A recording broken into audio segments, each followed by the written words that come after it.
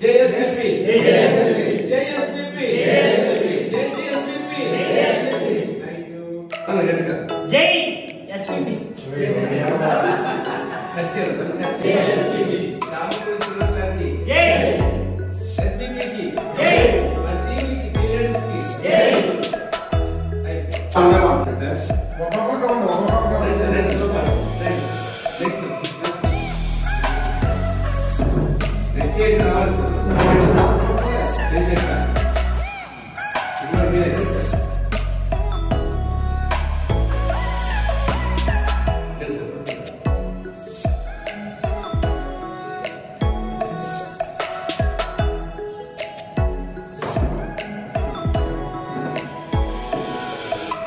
జై ఎస్పీపీ జై SPP జై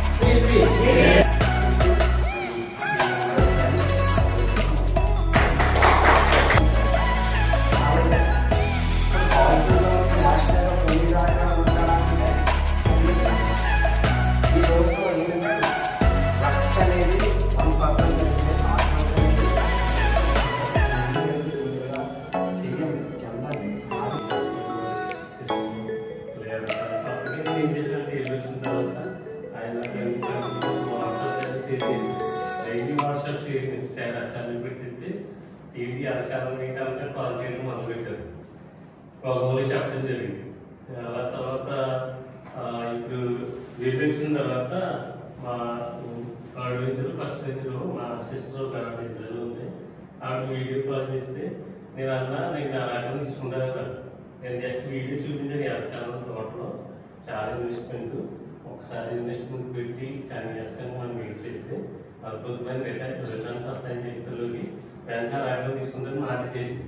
సో ఇంకా అప్పుడైతే నేను ఇప్పుడు అసిస్టెంట్ తీసుకున్న తర్వాత మా బ్రదర్స్ వాళ్ళకి సేవ్ చేసిన తర్వాత బాగుంది. దీనివల్ల స్టడీ చేస్తే దీనివల్ల ఒకసారి పెట్టుబడి పెట్టిన తర్వాత మనం పెట్టుబడి పెట్టింది భూమి మీద పెడతాం. ఎందుకంటే ఇప్పుడు కోపం కొన్నామనుకోండి, ఇప్పుడు 50 లక్షల క్వాలిటీ కొన్నా ఇప్పుడు నెక్స్ట్ టైం అందులోకి సెకండ్ హ్యాండ్ లైఫ్ వస్తుంది. సో ఇప్పుడు బంగారం కొనొచ్చు, తరుగు మధ్యలో తీసుకుంటాం. కానీ ఎప్పటికీ సెకండ్ హ్యాండ్ కాంతి ఏంటంటే ల్యాండ్. 2035 ఎందుకు రాద్దామనుకున్నాం? ఎందుకు రాద్దామనుకున్నాం? మొదటి కటింగ్ ఫస్ట్ బెంచ్లో కొన్న వాడికి 2029, 2030లో మేము ఆదాయం ఇవ్వబోతున్నాం. అది చాలా పెద్ద విషయం, చాలా గొప్ప విషయం కాబోతున్నాం ప్రపంచంలో చెప్తున్నాం. ఆదాయం తీసేసుకున్నాం. మళ్ళీ ఆదాయం మళ్ళీ 14% మళ్ళీ ఆదాయం వచ్చేస్తుంది. తర్వాత సంవత్సరం వచ్చేస్తుంది. అలాగే ఎంతకాలం వస్తుంది? ప్రతి సంవత్సరం వస్తుంది. ఎంతకాలం వస్తుంది? మీకు, మీ అబ్బాయికి, మీ మనవడికి, మీ మునువాడికి మన వ్యవసాయాలు మనం చేసుకోవాల్సిందే, లేకపోతే మనకు రోజు గడదో. ఇంకా పెద్ద దౌర్భాగ్యం దీంట్లో వైట్ కార్డు లేని వాళ్ళు చేతులు ఎత్తమంటే ఒక్కరు కూడా ఎత్తారు. వైట్ కార్డు లేని వాళ్ళు ఎవరో చేతులు ఎత్తమంటే ఒకరు కూడా ఎత్తారు. అందరూ వైట్ కార్డు కలిగి ఉన్నవాళ్ళు. అసలు వైట్ కార్డు యొక్క అర్థం తెలుసుకుంటే త్వరలో ఆ వైట్ కార్డు నుంచి ఎప్పుడు బయటకు వచ్చేస్తామో అని కసి పెరిగిపోతాం. ల్యాండ్లెస్లీ పోర్షన్ తీసామో అయిపోతుంది. కానీ అదే అమౌంట్ అదే టైము ఎస్టిబుల్ పెడితే కనుక మన తరము, మన పిల్లల తరము, వారి పిల్లల తరము, వారి పిల్లల తరము భూమి మీ పేరు మీద ఉన్నంత వరకు ఆదాయం వస్తూనే ఉంటుంది. ఒకడంటాడు మనిషి చచ్చిపోతాడు కదా. అవును, మనిషి చనిపోతాడు, కానీ సిస్టమ్ చచ్చిపోతాడు. సిస్టమ్, ఆఫీస్ సిస్టమ్ చూసారండి. ఆ సిస్టమ్ అనేది దానికి మనం ఉండదు. ఆ సిస్టమేటిక్ని ఒకటి క్రియేట్ చేశారు కంపెనీ అనమాట. ఆయన చెప్పాడు ఓనర్ గారు, నేను లేకపోయినా నా తర్వాత నడిపిస్తారు, వాళ్ళ తర్వాత నడిపిస్తారు, కానీ సిస్టమ్ అంతా ఈ విధంగా అర్థం చెప్పాడు. ఏ సిస్టమ్ ఇది?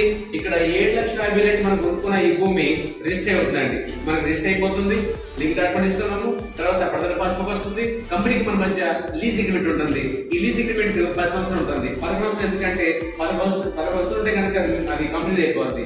లీజ్ అగ్రిమెంట్ ఎప్పుడు రెన్యువల్ చేసుకోవచ్చు అనమాట. ఆ విధంగా లీజ్ అగ్రిమెంట్ లో మొక్క వేయటం, పెంచడం, చేయటం, పెట్టుబడి పెట్టడం, కటింగ్ చేయటం అంటే market, surety, security, development, input, output and export చేయడం, ఇదంతా టోటల్ గా కంపెనీయే చూసుకున్నది. ప్రతి పైసే పెట్టి కేవలం భూమి మాత్రమే మనం అమ్ముతున్నామండి. ఈ రోజు అంటారు కదా అదేంటి అని చెప్పి, మనం ఏమవుతున్నాం అంటే భూ అమ్ముతున్నాం సార్. మనం ఇక్కడ మనం భూ అమ్ముతున్నాం. భూమి మీద పెట్టుబడి ఎవరు నాశనం కాలేదు. కోకాపేటలో నాకు ఒక ఏదో ఏకర్స్ ఉన్నాయి, బాగానే ఉన్నాయి. ఉండిన తర్వాత ఎప్పుడో ఏదో దాన్ని ఏమంటారు అక్కడ ఏదో ఒక ఇల్లు కట్టుకుని లేకపోతే ఫామ్ హౌస్ కట్టుకుని ఉన్నాము, పొలం పనులు చేసుకుంటూ ఉన్నాము అనుకున్న భూమి ఈ రోజునది ఫ్యూచర్ స్మార్ట్ సిటీ అయిపోయే రోజులు అలాగే వచ్చేసింది. ఒక్కొక్క ఎకరం అరుగు ఒకటి కొన్ని కోట్లు పెరిగిపోయింది. సో భూమి అమ్మటం వల్ల వచ్చేది ఒకటి రేటు పెరిగింది, భూమి రేటు పెరిగింది. రెండోది భూమి మీద ఆదాయం వస్తుంది. అంటే ఈ రోజు కొన్న ఈ భూమి ఒక 5 ఇంకా పెరిగింది, అలాగే భూమి మీద ఆదాయం వస్తుంది. రెండోది భూమి అమ్ముతున్నాము ఫస్ట్. రెండోది ఎక్కడా పండని ప్రపంచంలో ఎక్కడా పండని పంట వేస్తున్నాం మనం, అది అరచిందని పంట. దీనికి అసలు కాంపిటీషన్ కానీ పోటీ కానీ మాత్రమేమీ లేదు, ఒకే ఒక చోట పండిస్తున్నామండి. తర్వాత దాన్ని పండించే అవగాహన కలిగిన కంపెనీ ఎస్పీపీ కంపెనీ అండి, the top of the company. Present ఇది ఈ మధ్యకాలంలో ఫోర్త్ మ్యాగజైన్ లో కూడా ఇది ఆల్రెడీ ఎక్కేసిందండి. అలాగే దీనికి అవార్డ్స్ కూడా ఇచ్చారు ఈ కంపెనీకి. మీకు తెలిసి చాలా మంది చెప్తారు, ఫోర్త్ మ్యాగజైన్ లో కూడా ఈ కంపెనీ పేరు వెళ్ళింది. తర్వాత వచ్చేసి మనకి అవార్డులు కూడా వచ్చాయండి, ఎక్సలెంట్ అవార్డులు. మెయింటెనెన్స్ కానీ, ఇన్కమ్ విషయంలో కానీ, ప్రకృతి విషయంలో కానీ, తర్వాత మరి ఈ యొక్క కంపెనీలు పెట్టుబడి వచ్చే లాభాల గురించి కానీ, ఏ హాని లేకుండా, అప్పు లేకుండా మరి చక్కగా చేస్తారని చెప్పి మరి మూడైతే ఇక్కడ మనకి అవార్డ్స్ వచ్చాయండి ఇక్కడ.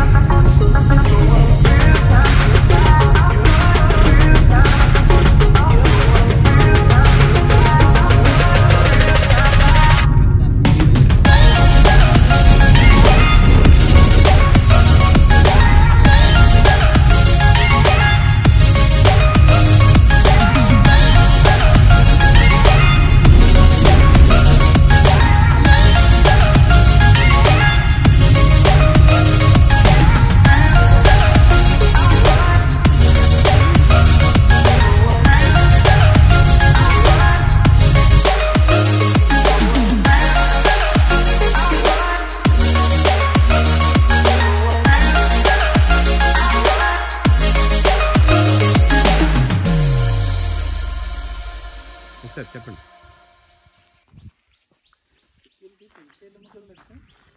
అంటే ఇప్పుడు దీనికి ఇంకా టైం ఉంది సార్. ఇది 6/2017 కదా.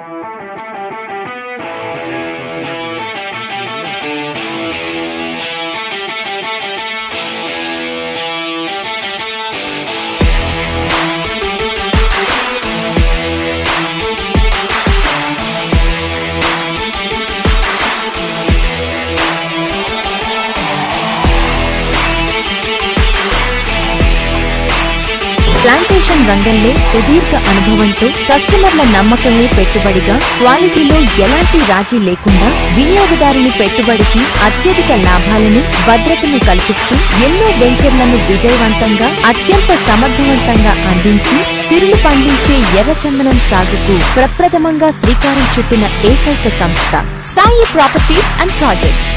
అందరికీ నమస్కారం అండి. నా పేరు సాయి శ్రీనివాసన్.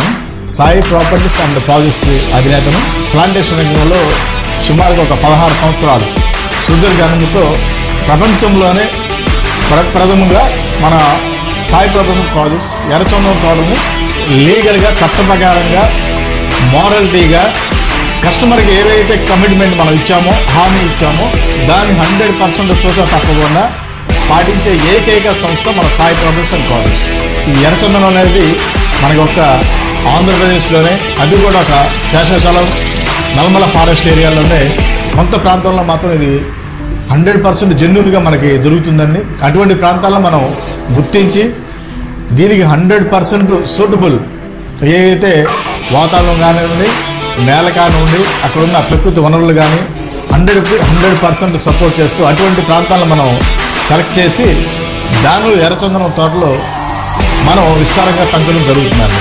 ఎర్రచందనంలో మనం పెట్టుబడి పెట్టడం ద్వారా మన భావి తరాలకు కూడా అత్యధిక ఫలసాయం వచ్చే మొక్క మన ఎర్రచందనం.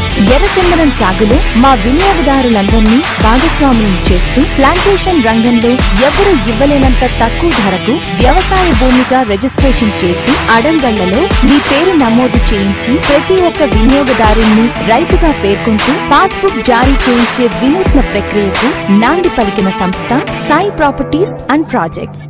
తెలిసినప్పుడు ఏమాత్రం ఆలోచించకుండా నేనైతే పాలకులు కొనుక్కున్నాను. తర్వాత మాకు 2 అక్కలు వాళ్ళ చేత కొనిపించానండి. అలాగే తెలిసిన మా పిల్లర్స్ ఉన్నారు, వాళ్ళు కూడా కొనిపించాను. ఇంచుమించు నా స్నేహితులకి వాళ్ళకి చెప్తే ఇంచుమించుకి 25 యూనిట్ల దాకా అయితే నేను సేల్ చేశానండి. మనం ఇష్టంతో కష్టపడితే ఖచ్చితంగా సంపాదించవచ్చు అనేది ఒక మంచి ప్లాట్ఫామ్ ఏదంటే ఎస్పీపీ అంటే అన్ని మార్కెట్ల కన్నా ఎక్కువ మార్కెట్లు అంటే ఎక్కువ అబద్ధం ఆడకూడదనే ఒక మంచి మాట నాకు నచ్చింది. ఫస్ట్ మీటింగ్ వచ్చినప్పుడు ఇందులో అబద్ధం ఆడకూడదని చెప్తే ప్రతి మార్కెట్లో, ప్రతి రియల్ ఎస్టేట్ లో, ప్రతి వ్యాపారంలో అబద్ధం అంటే డబ్బులు వస్తాయి. కానీ ఇక్కడ అబద్ధం ఆడకుండా చెప్పే కాన్సెప్ట్ ఏది ఉందంటే అది ఒక ఎస్పీపీ మాత్రమే. అది నాకు బాగా నచ్చింది. అబద్ధం ఆడకుండా సంపాదించే ఏంటంటే మన సాంస్కృతిక వ్యవస్థ చెప్పిన మాట అంటే అబద్ధం ఆడాలని ఇష్టపడ్డాయినా, ఆ తర్వాత కుక్క సత్యనారాయణ గారు కూడా ఇష్టపడ్డాయినా, అలాగే మనందరూ కూడా దాన్ని ఇష్టపడలేదు.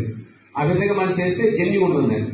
కాబట్టి ఇక్కడ అబద్ధం ఆడకుండా కాన్సెప్ట్ చెప్పొచ్చు, కౌన్సిలింగ్ అవ్వచ్చు, తర్వాత సేల్ క్లోజ్ చేసుకోవచ్చు. ఈ 3 చాలా ముఖ్యమైనవి. కాన్సెప్ట్ చెప్తున్నాం, కౌన్సిలింగ్ ఇస్తున్నాం, తర్వాత 3వది సేల్ క్లోజ్ చేస్తున్నాం. అంటే మనం కష్టపడితే ఖచ్చితంగా మన ఇన్కమ్ అనేది ఇతర మార్కెట్ కన్నా ఎక్కువ వస్తుంది. మనకి చాలా మార్కెట్ల కన్నా ఇతర కన్నా ఎక్కువ వస్తుంది. అంటే ఇందులో ఉండి మనం లక్షలు సంపాదించవచ్చు, కాదు కోట్లు సంపాదించవచ్చు. ఎందుకంటే మన ముందు ఉన్న టీమ్ లీడర్స్ కానీ, మన ఉన్న డైరెక్టర్ కానీ, అలాగే మన కోట్లేని గారు కానీ, అలాగే మన దుర్గప్రసాద్ గారు కానీ, కళ్యాణ్ గారు కానీ చూస్తుంటే మరి మన ముందు విజిలెంట్స్ అందరూ కూడా ఇప్పుడు వాళ్ళ కోట్లలో అంటే లక్షల నుంచి కోట్లకు వచ్చి ఆదాయంలో వచ్చేస్తున్నారంట. సో మనము ఇందులో సంపాదించుకోవడానికి ఏకైక మార్గం ఏంటంటే ఇదే. అతి తక్కువ టైంలో ఎక్కువ సంపాదించవచ్చు. కానీ ఈ రోజుల్లో సంపాదించాలని ఆశ అడగలేదండి, లేదంటే అసలు ఎవరికి. అది కూడా అబద్ధం ఆడకుండా సంపాదించాలంటే కళ్ళు మూసి దిగొచ్చండి. ఎందుకంటే కంపెనీ చాలా జెన్యూన్ కంపెనీ అండి. ఈ కంపెనీ ఎలాంటిదంటే ఒక తల్లి వంటిగా భావిస్తానండి. ఒక తల్లి అంటే ఒక తల్లికి పుట్టిన వాళ్ళు మనందరూ కూడా వివిధ మతాలు కావచ్చు, వివిధ వర్గాలు కావచ్చు. కాబట్టి మన వ్యాపారంలో రాజకీయం, మతము, ఇంకా పొలం గురించి ఎత్తకూడదు అసలు. వాటి కోసం మాట్లాడుకుంటే వ్యాపారం చేసుకున్నప్పుడు తీసుకెళ్తే కస్టమర్ దెబ్బడుచుకుంటారు. తర్వాత నువ్వు ఖాళీ చేసుకుని 15 ఖర్చు పెట్టి రావాలి తినమాట. రాజకీయాలు మాట్లాడవకండి సార్ ప్రయాణంలో. మతం కోసం ఆనవకండి. మతము రాజకీయాలు వ్యక్తిగతమైనవి, కానీ వ్యాపారంలో అవి పనిచేయదు. అంటే వాదా ప్రతివాదం ఏమిటంటే డిస్కస్ జరిగి చివరికి ఏం చేస్తారంటే కంపెనీ మంచిదేనే కానీ రాబోయే మంచి రాబడి వచ్చినా కానీ దానికి కారణము ఇదే అవుతుందండి. సో ఇది గుర్తించి ఏం చేయాలంటే జెన్యున్ గా మనం ఒక భూమిని అమ్ముతున్నామండి. మిగతా కంపెనీ చెప్పినట్టుగా చాలా కంపెనీలు ఏం చేస్తాయంటే బాండ్ పేపర్ ఇచ్చి వదిలిస్తున్నాయి, లేదా కంపెనీకి అకౌంట్ వెళ్ళిపోయినాయి. కానీ ఇక్కడ మన కంపెనీకి అకౌంట్కి వెళ్ళలేదు. కానీ ఇక్కడ మనకి కంపెనీ ద్వారా మనం భూమి కొనుక్కుంటున్నాం. అంటే భూమి కొంటున్నాం, భూమిని అమ్ముతున్నాం అండి. మనం అంటే 25 సంవత్సరాల క్రితం, 30 సంవత్సరాల క్రితం చూస్తే మనందరూ కూడా వ్యవసాయ కుటుంబం వచ్చిన వారు అందరూ కూడా. అంటే భూమిని అమ్ముకుని ఏ రైతు కూడా నష్టపోలేదు. అంటే భూమిని కొంటున్నాము, భూమిని అమ్ముతున్నామండి. ధైర్యంగా చెప్పొచ్చు, ధైర్యంగా అమ్మొచ్చు. ఇంకోటి సిగ్గుపడక్కర్లేదు, సిగ్గుపడ అవసరం లేదు. ఎందుకంటే మనం భూమిని అమ్ముతున్నాం. రేపు పొద్దున వాళ్ళు చెప్పాలంటే అవతల కస్టమర్ని మనం కోటీశ్వరం చేస్తున్నమాట ముమ్మాటికి నిజమండి. అది కోటీశ్వరం చేస్తున్నామంటే సమాజానికి పనికొచ్చే పని చేస్తున్నాము అని అర్థం.